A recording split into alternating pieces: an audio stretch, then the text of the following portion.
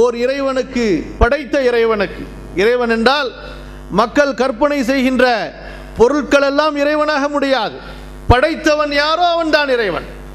வானம், பூமி, சூரியன், சந்திரன், கடல், மலை, மழை, மேகம், மனிதன், மிருகம் என்று இந்த உலகத்தில், இந்த பிரபஞ்சத்தில் உள்ள ஒவ்வொரு படைப்பும், ஒரு சிறிய எறும்பாக இருக்கட்டும் அல்லது ஒரு பெரிய நட்சத்திரமாக இருக்கட்டும், இந்த எல்லா படைப்புகளையும் யார் படைத்தானோ அவன்தான் இறைவன்.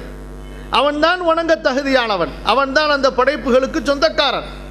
ஹல் மின் ஹாலிகின் கைருல்லாஹ், அல்லாஹ் கேட்கிறான், படைத்தவனை தவிர வேறொரு கடவுள் இருக்கிறார்களா? அந்த அகிலத்துக்கு சொந்தக்காரன் அல்லாஹுவை தவிர வேறொரு படைப்பாளன் இருக்கிறார்களா? அம் ஹலகு கஹல்கில்லாஹ் ஃபதஷாபஹல் ஹல்கு அலைஹிம் குலில்லாஹு ஹாலிகு குல்லி ஷை. அல்லாஹ் கேட்கிறான், சிலர் இறை தூதர்களை வணங்குகிறார்கள், கிறிஸ்தவர்களைப் போல ஜீசஸை வணங்குகிறார்கள். சிலர் மகான்களை வணங்குகிறார்கள், குருக்களை வணங்குகிறார்கள், ராஜாக்களை வணங்குகிறார்கள்.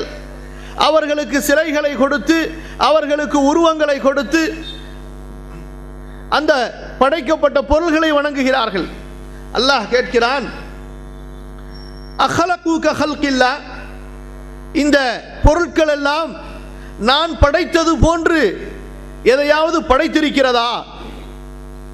நான் படைத்தது போன்று எந்த ஒரு பொருளையாவது படைத்திருக்கிறதா?